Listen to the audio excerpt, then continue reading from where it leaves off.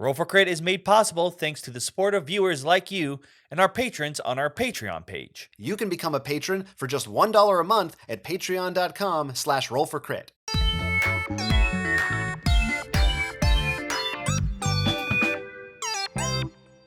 We hope you have a sweet tooth because on today's Roll for Crit review, we're taking a look at AEG's Truffle Shuffle.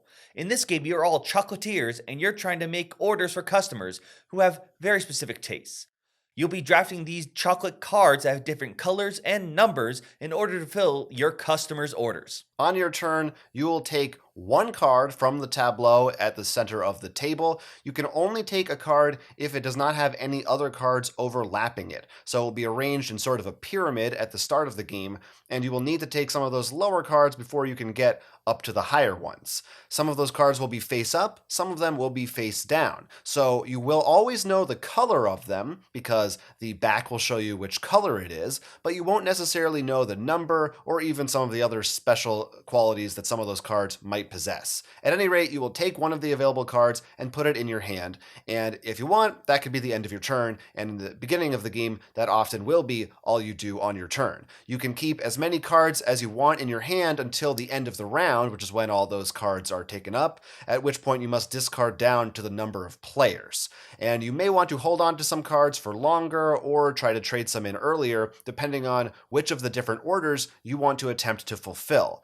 These are basically similar to things you might see in a game like poker. You're trying to get sets of either numbers 1 through 5 of the same color, a set of all of the same number in the same color, or a set of one of each color, or one of each number in any color or any number. There's all kinds of different combinations, and depending on what's available on the field and what you have in your hand, you have to decide which ones are worth going for because they all have different payouts in the form of chocolate coins, and that is going to determine the winner at the end of the game is who has the most of those.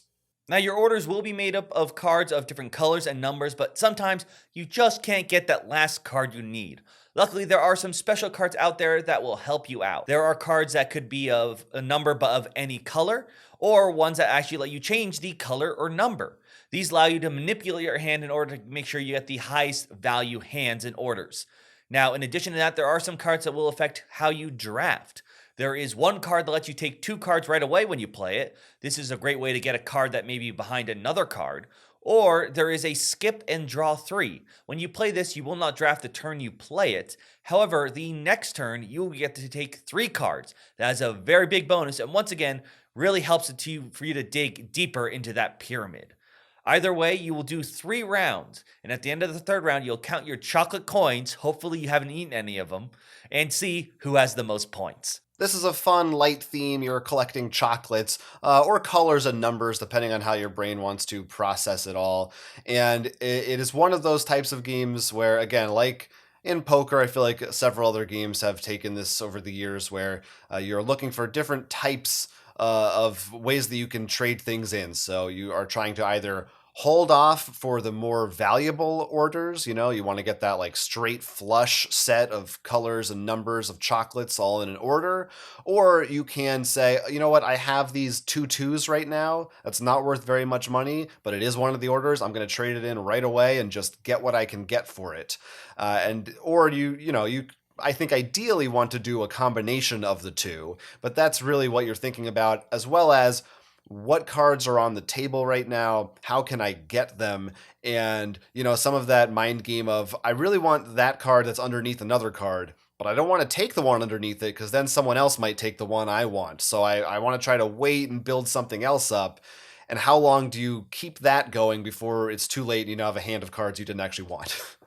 If I had to describe this to anyone, I pretty much actually, as you said, just call it drafting poker. The whole idea is you're making multiple hands, but you're using drafting mechanics. And what's nice is compared to other drafting where usually you pass the hand along and take a card slowly, is your choices reduce that way. There's that center table. And it's very interesting because you're going to have to make those decisions of like, there are things I know I'll get. That is a pink 5. But there are some face down ones, and I could really use a color change right now. Maybe it's better to go for that. And of course, like you said, Jonathan, picking cards to force your opponent to maybe reveal the card you want, or wait until you get some of those multiple draws because you really want that card that's covered, but you draw 2 so that way you can get that card. is really allows for that extra little steps that not only add some new interesting strategies, but makes it a little bit easier for the lower player counts. Yeah. The face down cards are really interesting because it's a gamble, and sometimes I would be hunting around like I really just need a 4, and I can trade these in, and I might spend a long time just going for those pink cards and hoping for that 4. But sometimes I'd be like, oh, it wasn't a 4, but it was the skip card, and to draw 3 on my next turn, and those are really powerful. And if you get one of those, man, you can really make use of it, and you don't have to worry about someone else taking the card you want, because you can just be like, I'm taking this one, then this one, and this one. That feels really strong to do. And I feel like the whole game is kind of about risk management, which is how long are you willing. It almost is like a push your luck game, at least the way I play it, which is how long can I hold these cards in my hand and hope to get like the perfect thing, because if you haven't traded your card, you can only fulfill one order per turn. So if you are making it to the end of the round and you've been hoarding cards like I like to do, there's a certain point where you don't have enough time because you can't hold on to those forever. You're going to have to make a decision and maybe cut your losses and just go for some of those smaller numbers, even though if you maybe waited and stuck around and tried one more card, it could end up being more profitable for you. You do have the option to carry a couple cards needed next round, but that's based on player count. So, for example, in a 2-player game, you only get 2 cards to carry over. So, like Jonathan said, you probably want to start playing those orders when you start approaching the top of the pyramid, so you can at least play most of your cards and don't just throw them away. I guess chocolate spoils. Crits and misses for Truffle Shuffle. Crits. The tableau of overlapping chocolate cards, some face up, some face down, keeps your choices interesting and keeps you mindful of what your opponents are doing each turn. This is a very enjoyable way to draft because it's not simply picking cards that are good versus bad for your opponent to be picked. There's also choosing cards of forcing your opponent to choose a less valuable card to reveal or not reveal certain cards. Then throwing in the fact that some cards are face up, face down makes you decide, is it worth for me to gamble on the face down card, or should I play it safe with the face up one?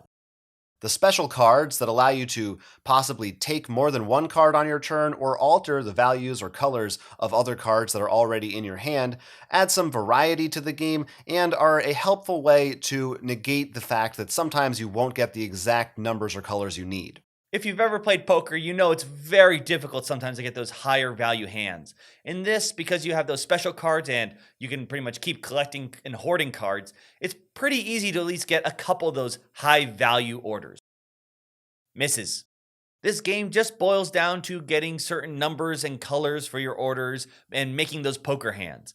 If you replay this multiple times, it's going to get a little bit repetitive. Outside of that tableau, which is a nice touch and does elevate this one a bit, ultimately it's a relatively simple game. It isn't too ambitious. I am a fan of poker, but admittedly, sometimes it's really annoying when you constantly just keep playing pairs. Maybe you're lucky to get 3 of a kind. In this, it feels really good because you can usually get some of those higher orders relatively easy. And I think that's pretty great, especially for people who maybe aren't going to the poker championships and can memorize hands or try to bluff and stuff. Yeah, it's a nice variation on that. It's pretty accessible. It plays quickly. It's fun to look at all the cute cards on the table with the different types of chocolates. One thing we noticed was that the number of stripes or sections on a chocolate actually corresponds to the value of that card. Really nice little touches like that help this one gain a little extra mileage, make it a little more appealing. It reminded me a little bit of the way I feel playing Ticket to Ride when you're choosing which cards, if you want to go for one of the face up ones or one of the face down train cards. And sometimes you'll draw a face down and you'll get that special wild locomotion card. You're only allowed to take one of those. That's kind of how I felt that like this game was focusing in on that mechanic of having a hand full of different colors and deciding when is the right time to trade them in. So I think if you like that kind of thing and you like maybe hoarding a bunch of cards or worrying about where your opponents are going and trying to outmaneuver them in the field of chocolates and colors that you want, this is one to look at. It's a small, simple one, but it's cute and I think it's pretty pleasing. I think people will have a good time with it. But like real chocolates, don't overindulge yourself or you may ruin it for you. Yeah, right. Yes, if you don't want to have too much sugar, this is best like just after a big meal, maybe as a little snack every once in a while. After that, you have that big dinner of Gloomhaven. Right. Yeah, there you go. There's a New York Slice is the pizza game from Bezier, so we'll come up with a menu of board games. At any rate, let us know in the comments if you've played Truffle Shuffle. What do you think about it? How do you like it? What are your thoughts on different strategies? Do you hoard all your cards? Do you trade them in one by one, and have you won that way? Let us know in the comments down below. We'd be very excited to hear your thoughts. And let us know what's your favorite little chocolate you've had, whether it's something simple as a Hershey's bar or maybe something a bit more extravagant from Godiva. Yeah, but it's going to be one of the two. I know that for sure. Thanks for watching. I'm Jonathan. I'm Will. And this is Roll for Crit. We would love it if you liked and subscribed to this channel and supported us on Patreon as well. For legal reasons, we've got to disclose we're on Facebook, Instagram, and Twitter with more awesome content.